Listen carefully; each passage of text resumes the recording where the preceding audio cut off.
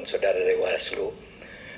Dalam perjalanannya yang mulia, MK Indonesia pernah memberi warna progresif bagi perkembangan hukum konstitusi di Indonesia dan pernah dinilai sebagai lembaga penegak hukum yang sangat kredibel.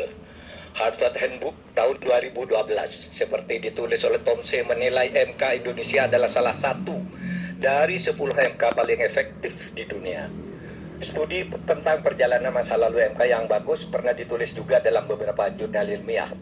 Dari Amerika Serikat ada disertasi yang ditulis oleh Pastor Stefanus Hendrianto yang kemudian diterbitkan dalam bentuk buku berjudul Law and Politics of Constitutional Courts, Indonesia and the Search for Judicial Heroes, diterbitkan oleh penerbit ternama di Amerika.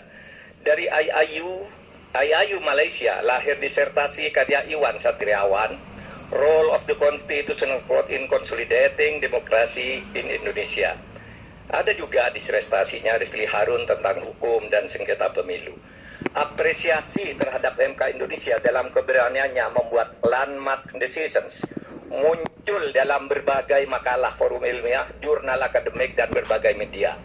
Bahkan dalam konteks penyelesaian sengketa pemilu, Begawan Hukum Sacipto Raharjo pernah menulis tulisan di harian Kompas 14 Juli 2009 dengan judul Tribute untuk Mahkamah Konstitusi yang di dalamnya mengatakan begini, mungkin kita perlu mendirikan sebuah monumen agar orang selalu mengingat bahwa Indonesia pernah memiliki Mahkamah Konstitusi yang bekerja dengan penuh penghormatan, tidak takut terhadap intimidasi.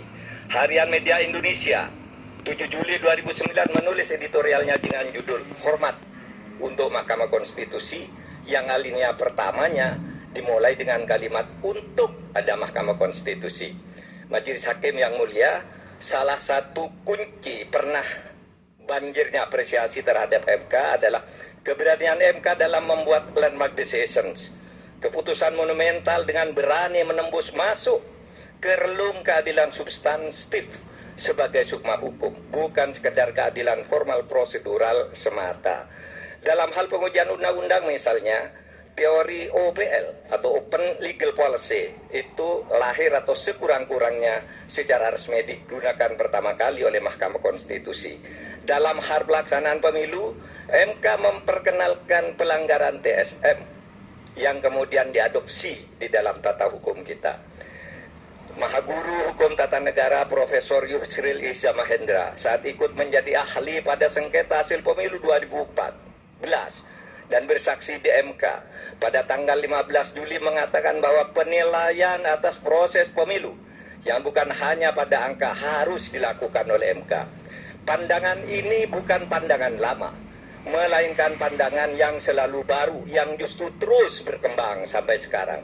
Menjadikan MK hanya sekedar mahkamah kalkulator, menurut Pak Yusril, adalah justru merupakan pandangan lama yang sudah diperbarui sekarang. Di berbagai negara judicial activism banyak dilakukan oleh Mahkamah Konstitusi maupun Mahkamah Agung. Beberapa negara membatalkan hasil pemilu yang dilaksanakan secara curang dan melanggar prosedur seperti Australia, Ukraina, Bolivia, Kenya, Malawi, dan Thailand serta beberapa negara. Yang satu disebut ada Belarusia yang dinilai sebagai shame institution atau institusi pengadilan palsu karena selalu diintervensi oleh pemerintah. Akhirnya kami tahu sungguh berat bagi MK dalam sengketa hasil pemilu ini. Pastilah selalu ada yang datang kepada hakim yang mulia untuk mendorong agar permohonan ini ditolak. Dan pasti ada pula yang datang yang meminta agar MK mengabulkannya. Yang datang mendorong dan meminta itu tentu tidak harus orang atau institusi, melainkan bisikan hati nurani yang datang bergantian di dada para hakim, yaitu bisikan yang selalu terjadi antara ammaroh dan mutmainnah. Saya memaklumi, tidak mudah bagi para hakim untuk menyelesaikan perang batin ini dengan baik. Tetapi akhirnya kami berharap MK mengambil langkah penting untuk menyelamatkan masa depan demokrasi dan hukum di Indonesia. Jangan sampai timbul persepsi bahkan kebiasaan bahwa pemilu hanya bisa dimenangkan oleh yang punya kekuasaan atau yang dekat dengan kekuasaan dan mempunyai uang berlimpah. Jika ini dibiarkan terjadi, berarti keberadaan kita menjadi mundur. Kami berharap agar Majelis Hakim MK dapat bekerja dengan independen, penuh martabat dan penghormatan. Bagi kami yang penting bukan siapa yang menang, siapa yang kalah.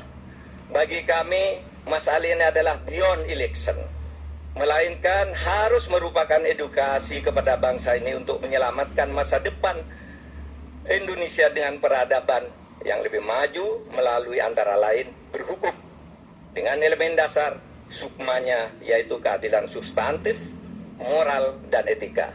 Terima kasih Yang Mulia. Assalamualaikum warahmatullahi wabarakatuh. Waalaikumsalam.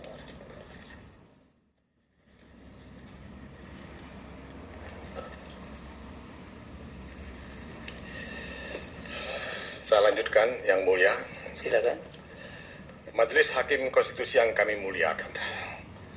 Kami berdoa, semoga Majelis Hakim Konstitusi yang mulia diberikan kesehatan dan kekuatan dalam memeriksa sengketa hasil pemilihan umum Presiden dan Wakil Presiden 2024. Memeriksa dengan hati yang jernih dan berjalan dalam koridor konstitusi, hukum, dan moral yang menuntun kita semua. Izinkan kami yang mulia tidak mengikuti sistematika yang dibuat oleh Mahkamah Konstitusi. Kami ingin memulai dengan membaca sebagian dari petitum yang akan kami sampaikan, lalu diikuti dengan penjelasan mengapa kami melakukan hal ini.